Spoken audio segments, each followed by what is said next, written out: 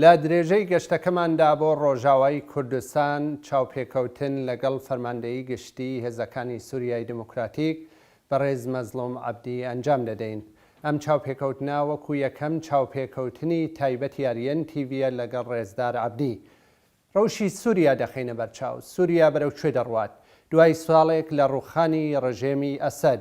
هاتنە سەرکاری حکوومەتی دەمکی ئەحمەد شەرە. هەروەها باکوور و ڕۆژهەڵاتی سووریا لە چه دۆخێکدایە؟ بابەتەکانی وەکو گەڕانەوەی ئاوارەکان، دۆخی سووریا لە داهاتوودا، ئەو دانیشتنانە و ئەو ڕێکەوتنانەی کە لەگەڵ شام پێک دێت، ڕێکەوتنی دەی ئادار و بابەتی ئەرتەشی نوێ لە چ بار و دۆخێکدایە لەم بەرنامەدا زیاتر دەیخینە ڕوو. بابەتی ئێرانیش لە نێویدا دەخینە بەرباس. ڕۆژهەڵاتی کوردستان، ئەو گواردنەی کە لە ڕۆژهەڵاتی ناوین لە ئارادایە، پێکەوە ژیانی گەلان ئەو فۆرمە نوێیە، هەروەها ژن لە سووریای داهاتوودا چ پێگە و جێگەیەکیان دەبێت. ئەم بابەتانە و چەند پرسیارێکی دیکە ئاراستەی بەڕێز عەبدی دەکەین. بەڕێز مەزلوم سڵاوت لێبێ، بەخێر بێ بۆم بەرنامەیە. تیجی بخێر هاتی. هەلا وسهلا. بەڵێ دەستپێک ئێمە دەستپێک دەرحەق بە سووریە باخفین. پشتی ساڵێک لە ڕووخانی ڕژێمی ئەسەد ئەم ڕەوشی باکوور ڕۆژهەڵاتی سووریا وەکو خەفتنی دەستپێکیەوە بگرینە دەست، چ لە ئالی سیاسی چ لە ئالی ئەسکەری و هەروسا ئابووریدا. یعنی گوێرتنە ڕژێمی ئەسەد ئەو بۆرێکی دیرۆکی بوو ji bona Sûriyê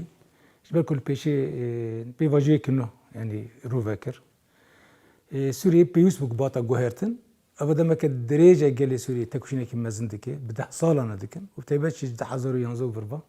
tekuşînekî mezin hat kirin. Di encam da ev rejîma a dîktator, rejîma a Bişar Esed Abbas hatir xwandin. Helbette bandorê vê çêbûn wê virûwa jî bêtir ê werin çêkirin. Ji bona Sûriyê bi giştî em barkin ew tehediyat gelekin, hîn piskirêk zehfin. Em nikarin bêjin na tu guhertinê berçav hatine çêkirin. Hîn mijarê ê eskerî hene, mijarê evlekarî hene. Ji ber wê jî em ji bo di mijarê niva avakirinê da, ji mijarê di avakirina sîstem da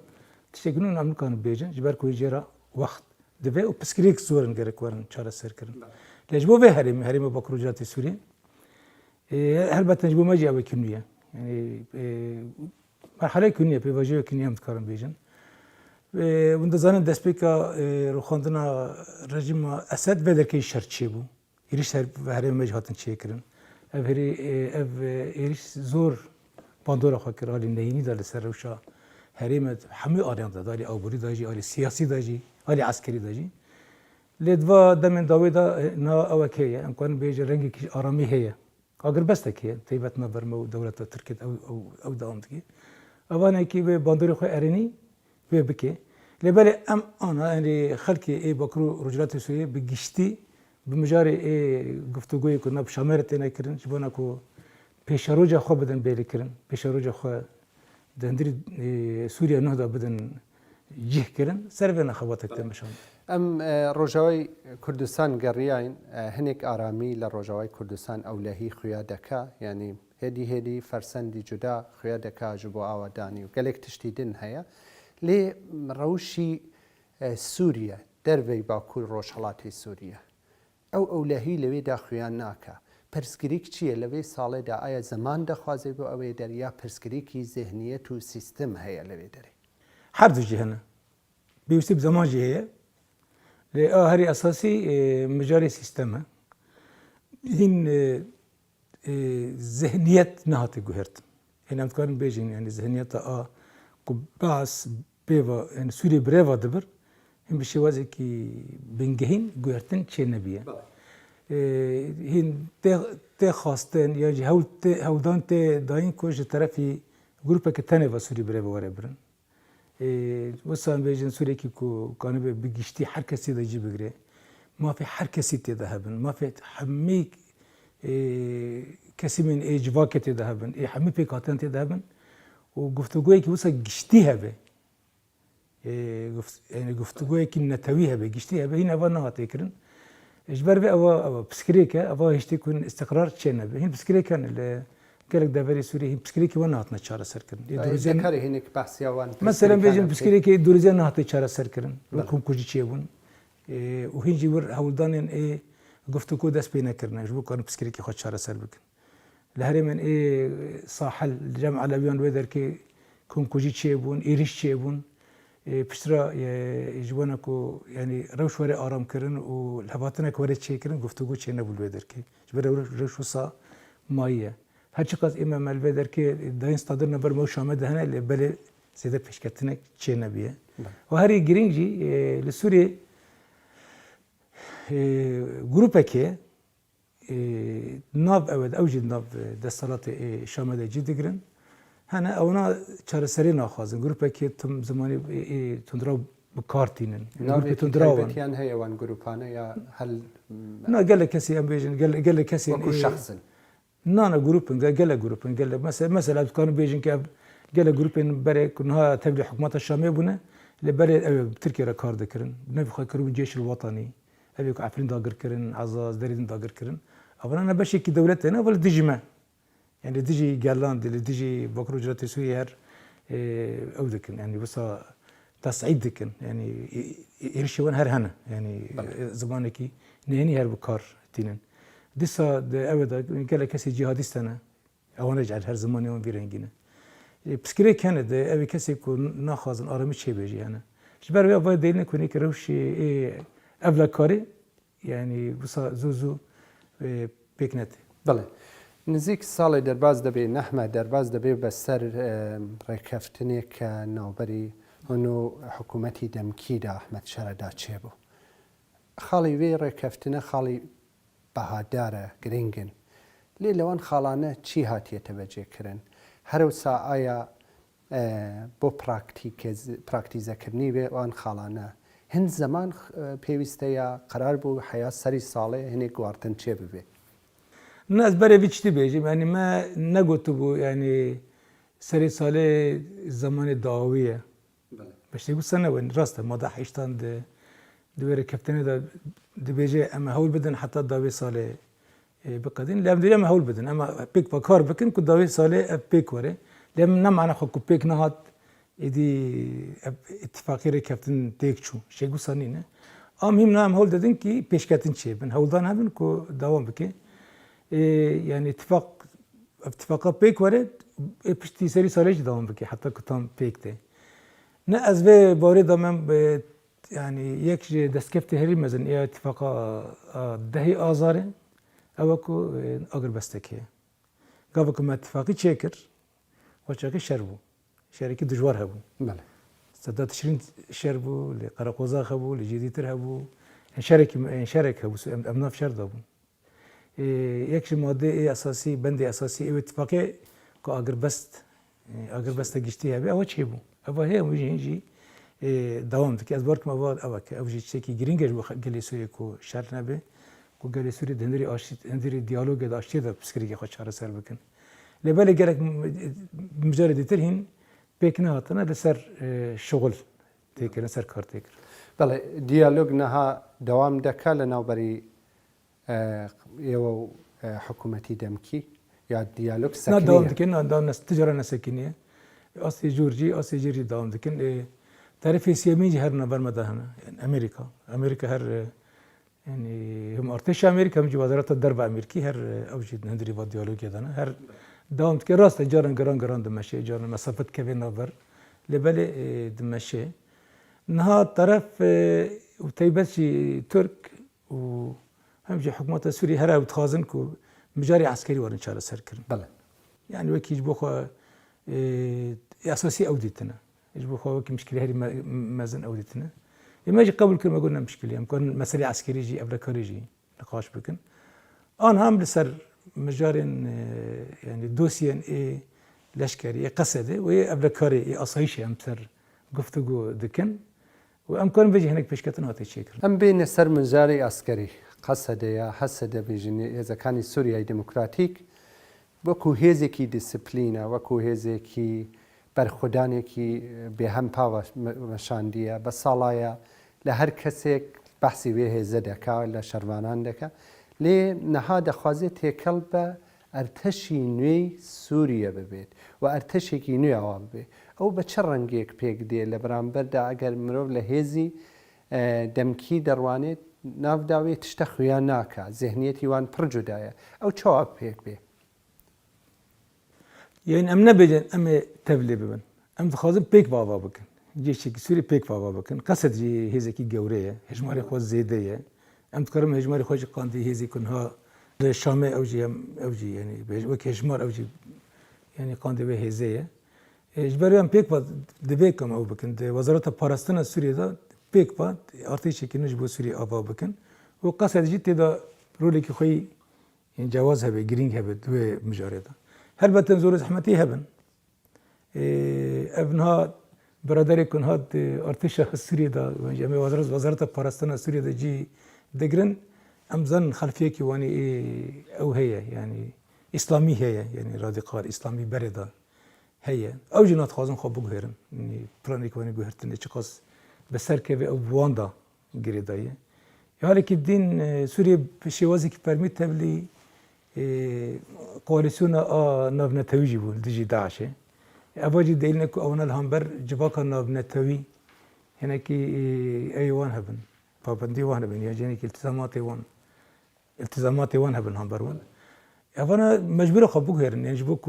سوريا ببشة كي جباكا نابنتوي وجبوك يكتكي نتوي هدري سوريا ده شيء به وجبوك قصد جي كان بوزارة الباراستان سوريا بيك فكان مكارك بدو مشاندن ومجبور نخوا بوان رجو هرتم ولا شيكر بله برز ابدی پرسکی دیگه لسر مسئله جنه او جی جن هزیه پجا هم ناقص دادا جدا گرن اوان بچه رنگک دبیل ارتشینیه دا آیا هزی پاریزوانی جن هل لباکور روشلاتی سوریه دمینیان و هزه پیش دخره به توای سوریه دا چون انها جنی اوی درجی دینا چوساندن یعنی ذهنیتی پیاو سالاری مرو میزه دکالب نوچەی وان پڕ دەردەکەوێت لە تایبەت لە سووریەدا لەوان دەڤەرانەی چ بن کۆنتترۆلی ئەحمەد شەرعدایە چ بن کۆنتترۆلی هێزن جەهادیستایە براستی ئەزمونێ ئارتشبوونێژن شتێکی ینی ئەو شتێکی جودا بوو ئەنج بۆ باکوڕۆژراتی سووری بنە بەر قەسەدێدا تەجربەکی مەزن بوو ئەوە ینی بوو میناکش بۆ هەر کەسی و دەبا شەرێ دژی داعشتە بیتر دەرکەتە پێش و نه تنها حالی عسکری دا اما باندور خوی حالی سیاسی حالی جواکی گله کالیان دیجی هیه یعنی جبر به مجاری کی گرینگه و پیوسته یعنی دستکفتی جن چه حالی عسکری داد به چه حالی سیاسی داد به ورم پاراستن د سوریه آن هدا اجبونا یه پجه اواد پیشنیاری ما اجبونا یعنی وزارت پاراستن سوریه کو وکی لواء کی خاص دندری ارتش سوریه دا خسر یعنی وره رخصتن کردن و سکاری خوب ده مشاندن یعنی خسر بنا خود دندری ارتش سوریه دا بپارزن بله چقدر هیوی بیت تپیک به نه اگر ابن قبول کردن یعنی انتگراسیون قصده جبونا وزارت فلسطین و زحمت چی به يعني مجاري جن خطة كما يصورة بيستا بيكوري بله ام بين السر مجاري داعش لوان روجانه دا ام كلوي درينا ايرش لسر هزن امريكيا هزن هاو بيماني لتدمر بيك هاتيا او ايرش چوا دا نرخيني يعني او چي نشان دا داعش سلنوي زيادة تبدا بيا داعش بربا خلاص بون دا چي ولا بواريك نباش بو ام بي خمجين بون براستی نتیجه داونه نبی که لوی در کی جان خوش دستان دم که درج مرجی به قصد درج کار دکن اوا دو تشتان تینی ده انجام جدرد که ده تشتان تینی زمان ام گره کنی بحثی بکن آیا کم اثبات که خد داعش هست داعش خورده به و تایبت چی یعنی نل هرمی باکرو رجلاتی سوری داعش ل هندری سوریه دل روجاوی فراته باجرین ای سوریه مزند ورده خاری خستن دکی پیش دکه و ابروشان نه آس سوریه جبو داعش بنگه کی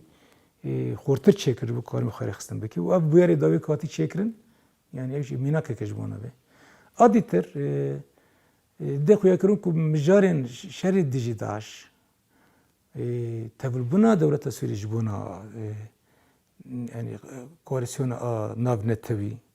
و کوم شری پیک فشری دیجی داش بکن اول این پلانی که دام مسترد خازه gerek bitir emsal bisekin وصل نه حسانیه yani rast yani tecrübe mesela evet da liver mesela misal بدن بدر ki ama bu 10 سال bitir ama هیزن امریکی تحالف هذا رام دیجی داعش شرد که شری هری مزن مکرن شری رقا شری دیرزوری شری زور مزن بون و چه داعش دم آخه هری خورده بون تجاران وصل وری برنگی چه نبون برکو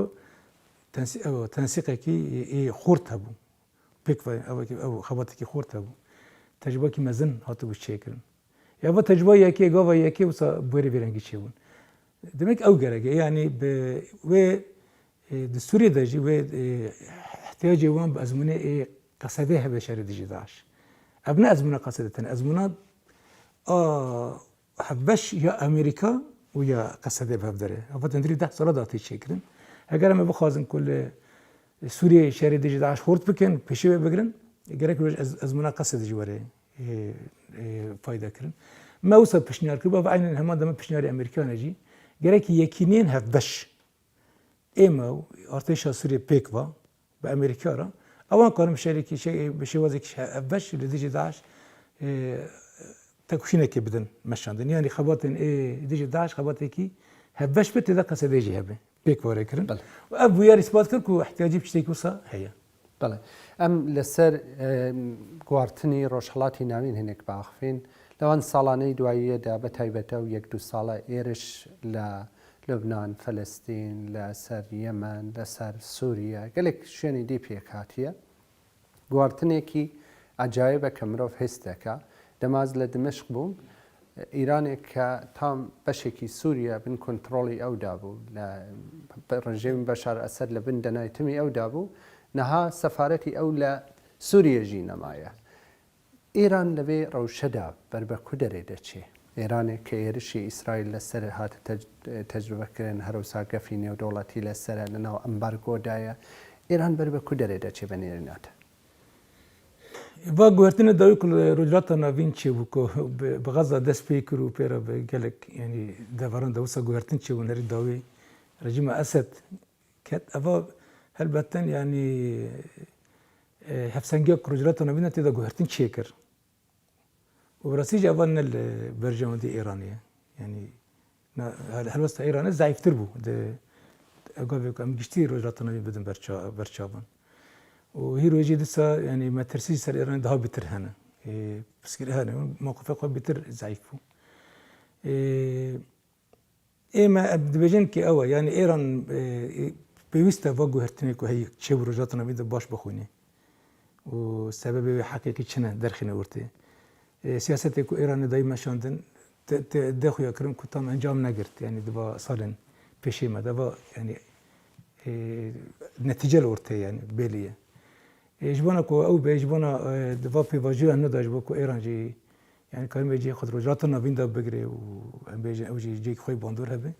یعنی پیوست نفاده گوهرتنا چه بکی از ام خو به باوری دانه کی یعنی ایران گره که دری خودت نه خودت کن می گوهرتن دموکراتیک چه بکی کن به یعنی ما فی انگلان هندر دا کن به بده کی دعوه دا یعنی اوه بیتر دروا بیتر ترکیز لسر دروا بیتر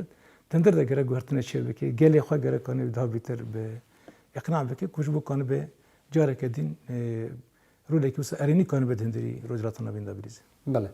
تبع ایران کلی لقل اودا نها لسوریا سوریه نویدا بری اوجی گلک آماده کاری هاتیه تکرن بو اوی مجلسی سوریای دموکراتیک تایبت پیکوجیانی گلان گلک مدل هاتیه تا پیش خستن گلک بسازی بون لروجای کردستان دا دم مروفت حیا نکه تبیه داری وان تشتانه تام هسپی ناکه وی مدل بو روشهلاتی ناوینی نوین دا آیا دکاره ببیت برسف یا گرک بو ولاتی دین مدلی دین بیت یا يعني حر ولاتك ظروف خود جدانه يعني ام نكون بيجن برا تجربه كل برا هاتي كرن ام بيجن وصا وكي كهيل جاكي دين بدن مشاندن افا يعني بي انجام ايكو يعني انجام خبر كنا تندرستی درنه کبن انجام وسای هری باش جی درنه کبن آتی اثبات کردن گوگاه تجربه ولی نقل کردن بود داره که بشکلی که وسا دیرک بیکو ظرفی وراتی برچور ور در باسن زیاد سرکفتی چه نابه لبله تجربان دکارن فایده بکن روزلات یعنی روزلات نوین داد تجربه کنه هل روجاوا پیش کت اول 10 سالن اوجی جی که خوی او هي يعني وصا قانب باندور به يعني جنب جيك خوي وصا تيبت هي براستي يعني داود الدندري سوريا ده برغم كو شري طائفي هبو عنصري هبو شري كومكوجي هبون يعني روشي وصا شري إنا بخوص حتى دا يخورت ونافر تواي أبدا يعني نافر تواي بيكاتن ده لبلا اللي بهرمي تجربة كي كنت دا بيكاتي جي بيك وابون ناف قصيدة دا حميب يعني بيكاتين إسوري جي بيك وا جيان كرن تجربة كي ديجي طائفية بو ديجي عنصرية بو بيشكت شيء وصا بيشكت بدركي وتدا يعني حميب بس إجواكيش تدا بون يعني بيشكتن تدا جي خو قرتن جبرة أول يعني تجربة كي جرينجة وحركة كانت فايدة بك مثلا جبونا أود بن بجبو أم بيجن بشي ديتري في كردستان كانوا جي فايدة بك وجوري ظروف يا خو تجربة خو سري هاتي بيش خستن كو يعني أم بيجن جبا خو تنظيم بك خو خستن بك مجلس خو شيء بكن بدهندري روش قانوني ده در بي قانون نابج يعني دهندري روش كي يصيد جبا خو تنظيم بك خو بيش خينه اب امكانه كبير انجي هي يعني انسان كان جبا تجربه ارو جبا بشوازي که خود فایده بکن. بله. دمان لسوریا دنیرین سوریا راست پارچه نبود. لی دو سه مدل دناب داده تدنام کرد. مدلی که خسری دموکراتیک، مدلی که حکومتی دمکیه، مدلی دین دروزیه، مدلی دین او روش حیا کنگی به رنگ دوام بکه. سوریا اینو یا دست پیکری و پروسسه یا هن مای دست پیکه. حتی داوی دوام نکرد مجبور گوگرتنک چه به سوریه گرک به یک یعنی تبای سوریه خازن سوریه به وراتی کی یک یعنی کس نخواهد سوریه پارچه به این مسئله پارچه بونه اون کسی دجبر وسا دبیجن لبلا هناك بسكلي كان جرك ورن شهر السر كرن لأزل في باوري ضمه يعني قال لك باكر رجالات سوريا وحكومات الشمال هفد بكن اتفاق ده هي أزار تكبه يعني براتيكه و پیشکتنه برد وارد چه کردن و جهدی ترجی بسکری کم وارد چهار سر کردن یعنی به معنی از بیشم قبل باکر رجالات سوری و شامل هف بکن دسر فرموله کی چهار سری و بسکری که دروزی جی علوی جی جهدی ترجی وارد چهار سر کردن و چه امکانه کو سوری به یک چه به باکر رجالات سوری را اگر کو رکابتن چه نبه بسکری کاری دوام کی. بله و خواندنی احمد شرح حبوب و امریکا و گلک شوین هروسا به هفرا کارکردنی قصد و هیزن هف پیمانی هیا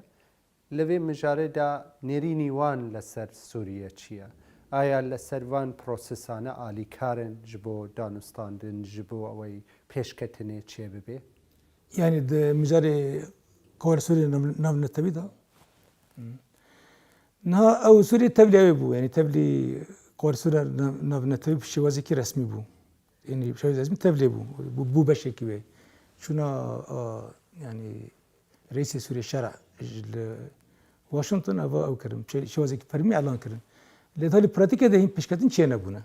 يعني هين ركفتني عسكري بيكوا كوتشوا كان من في مساله بيشكن شي نبونا هندري سوريا ده هين بسكري كان بسكري كونيلني ابغى وانا بشوازي خورت ورم مشاندن لأن في باردانه يعني تبربون سوريا جبونا شر ديجي داعش بشوازي كفرمي ودقالك حاليا دجي بفايدة خواه به. بله. مجاری کیدن مجاری افرین سرکانی وان دورانه که حتیت داگیر کردن شنواری کردان و گلین دن بوا لأنها روشیوان بچه رنگی ببه اوجی گرید راوی وان دانستانانه. این ناتی چاره سر کردن یک بند اساسی رکابتن دهی آزاره او کو حمی کجبری سوی و گرنجی خو دناف داجی سرکانه و گریسپی و عفرنی و هرماد بسکریکه که هین دستالاتیا حکومت شامل تامل برنینه مثلا سرکانه و طلبیت هین حکومت شامل و نگریه هین دستالاتاری ترکیه بدر که و گروپ ترکیه دا گیردایی و یا عفرینی جی تبایی چه نبی دستالت داره و قطعی خوی آسایش یعنی لین عسکری به هزین دین تیدانه اوا دلیل نکنه پسکریک درکه و کو خلق قانون بگیره بخوا قرار هست یعنی قرار هاتی گرتنه و ایمج پلانه که مجهش بو که گلی عفرینی یعنی پارچه قانون بگیرن جی خوب پس راجی گلی سری کانی و ایگی ریسیپی لانه پسکریک کنه نام سر با پسکریک بو که با پسکریک وارن چهار سرکرن ام سرد سکنن جبو که گلی عفرینی بگیره گله که قبول کردن ترکاجی هبه دولت ترکی این و درکی باندور خواهیه و دیسا همان دم داجی یعنی حکومت شامجی گرانتور به و ایزن اف دولتی جی نار سر وانت تنه شغلندن لباس ام هیوی دیکن کو ام کانو بن ایدی بشوازه کی ریخستین کری دست پی بکن گوگل عفرین گروپ بگرن جیواری برز مظلوم پرسێکی دین دەربارەی کەمپی هۆڵ و کەمپی دن کە هێزن داعش لەوێ دەرێ کە ماڵباتی داعشی لەوێ دەرێنە هەروسا پڕانی ئەندامی داعش لەوان حەبسانەدا حەبسی دەربە هەیە هەژماری وان زێدەیە ئەوانە بربەکو دەرێ دەچن چارەنووسی وان بە چ ڕەنگێ دەبێ درێژ بکە ئەوە ناقەدە زوو پسکرێک 10 سال هەیە وينك دين دريج بكي وسازوزو ناقده قامپا هوره امکانم بيجي من نيفي چاره سركر يعني نيفي كسي قد بري قامپا دن ها دركتنا نيفي هين مانا لبري افجي زمان دخوه انها قال كسي ايكو جي غربي فراتي ام بيجي سوريا خركي سوريا كنا بند صلاه طاريه حكومه الشام ده هنا نم بحكومه گفتگوی ما هنا بلان ما كوش بو كمانا كان بگيرين جيوانا عراقيين جروب كمازن ما هي أونا جرك يعني أوجي بجرين جيخوا لبري أجنبي يعني كسي كوش دولة أوروبا ويعني أمريكا دولة إفريقيا وجي آسيا أونا بجري وانا جالك زمان بخيش بركوين حكومتي وان تامجرا نأمدنا وهم تشبو قرتي جوصي يعني قرتين داعشي كل جماعة هجماني وان زيدة يعني بحذرا بله ام هنێک ڕۆژهەڵاتی کوردستان جی بگرینە دەست ڕۆژهەڵاتی کوردستان هەم ئالیەک بە شۆڕشێکدا دەرباز بوو هەم بۆ ئەوەی وێ شۆڕشە سەرکەوێ لە ڕۆژاوای کوردستان گەلێک شەروان تەبلی ڕەفی ئازادی بوون لە ڕۆژاوای کوردستان تێکۆشانێکی بێ هەم پایانوەشان پەیامی ئێوە وەکو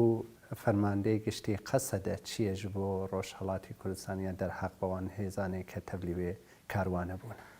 يعني بني حرسيات خازم قال مي قهرمان يعني رجلات كردستان از سپاس بكم سلاف بكم وبيروز بكم بجبركو براستي بيشكريكي مزن جبونا شورش رجوعي كردستان كرن رجع يكم ده يعني ده 1011 جروبا يكم اكو يعني ليفر تاكوشين كر جبوكو قالي رجاوا دسبيكي بباريزين هي بري شورشا روجاوا چيبه تيدا جوني مي روجلات هبون تيدا جي كرتن قالك شهيد كاتناز كون انكم نبن تك بيجم قالك شهيد چيبون بريندار چيبون واز بيجم شهيد مي يكم شورشا دانزي صد حزار دانزي شورشا نوزدي تيرمه هبركي ميج ابي بوج روجلاتي كردستان بو لديركي شهيد كات يعني أول كذا كي مازن خلكي رجلات كردستان جبوا شورشا روجافا هبو أول جي سباسي كي زحف مازنة وهم دهالي معنوي داجي هم دهالي خونية داجي وهم جي دهالي مادي داجي جبري هم تجارا خلكي يعني خلكي روجافا كذا قال مي رجلات كردستان شرواني وي يعني شورشگري وي تجارا وي يعني بيرنكي وهلبتن امجي بحمي هيزا خوا ام رجال قال مي رجلات كردستان تكوشينا وانا جبونا ازادي بله پرس گەلێک کە ئێمە پەیامی داوی تەبگرین پشتڕاژی نێرینی داوی تر بۆ سەری ساڵێ دەستپێک پەیامی داوی تەبگرین بەلکی لە پرسی ئێمەدا نەبوو بێ بەلکی نەقاش هەبوو بێ کە تۆخوازی پار بکەی کەرەمکە ناس قازم دەستپێکی وێ بێژم يعني ام تكوشينك دم دريج ام دمشين وكي يعني تفجر ازاديه كردستان ده صار تكوشينك تيكرن وتيبت الرجافاي كردستان هوا بو 10011 ور با تکفینه کی دجوار تکرن گلک زور زحمتی ما در باس کر ابرواجی لپیشه ما زور زحمتی هبن لبله يعني خلك قال ما قالك زانبي خلك ما زانبي امي بزور زحمت يعني تك تك وري در باس كرن راست تش وصاب يعني تش بهالصاني وصاب بيش ناكمل بيش كتر انا وسطي دمشن الجمع ارادك قال ما ارادك خويه قصده ارادك خويه يعني وقال يعني بقشتي صايب اراده ده يبرا قال ما يعني حتى بارشي كردستاني وتيبت لرجرات كردستاني يعني كربي باوري دابن كوي ابتكوشينا ام حطاني داوي ببن يعني ام سپاسیو دەکەین پەیامی داوی ئەوەژی بگرین ئەم دەکەوینە ساڵی 2026 هەروسا ساڵێکە بەلکی هەنێک گواردنی دنجی لە ڕۆژهەڵاتی ناوین چێ بێ وەکو مەزلوم عەبدی فەرماندەی قەسەدە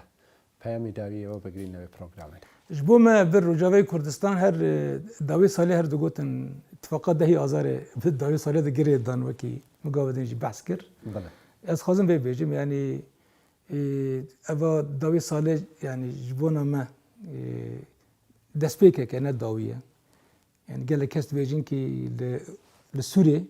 و تیبت کسی کو دجبری مد بیجین کی با اشته شورش رجاوا و قصده و داوی وندس داویه ساله دوره جبر کوری کفتن داویه ساله رکفتن آدهی آزار داویه ساله قدی از خازم برواجی بیجیم که نه هودانی مهنه و جبو مجبور جوی کردستان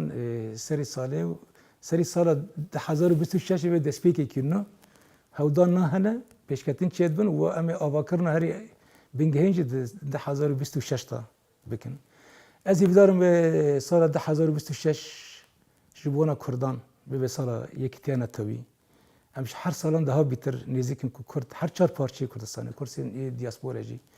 کو ببن یک تا خود چه بکن کنگرا نتوی کردی وره چه کرن ام زیدن یزکن و خویا دیگه به سال 2026 به سال يعني كرد بن يك تدا كان كونغرا خو نتوي چيكن و سياسته كي هبش كان بدن مشاندن جبرو جوي كردستان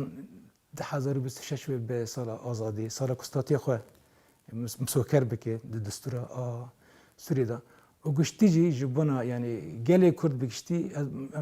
ام هیوی دیگه به سال کی تدا گله کرد بیتر نزدیکی آزادی خوب به بیتر به هر چهار پاچه کردستان و آشتی بیتر کردستان پیش که به اما هم باوری می هم جی هیوی مجبور سرانو ام سپاسیو دەکەین کە تەبلی بەرنامە پرۆگرامی ئەمە بووی بەڕێز مەزلوم عەبدی باش ئەمجی تەسپاس کن حتا بەدەرکەوەتی سپاس بەڵێ بینەرانی هێژا بەشێکی دیکە لە بەرنامەکانمان لە درێژێ و گەشتەدا بۆ ڕۆژاوای کوردستان پێک دێنین چوارچێوەی سیستەمی ڕۆژاوای کوردستان دانووسانەکان لەگەڵ حکوومەتی ناوەند داهاتووی ئەم ناوچە بەرەو کوێ دەڕوات سەقامگیری بە چ شێوەیەکە لەم بەرنامەدا بەشێکمان خستە ڕوو تا برنامه‌یەکی دیکە شاد و سەرکەوتوو بوون گەلێک سپاس باش خێرات سپاس هەردەجی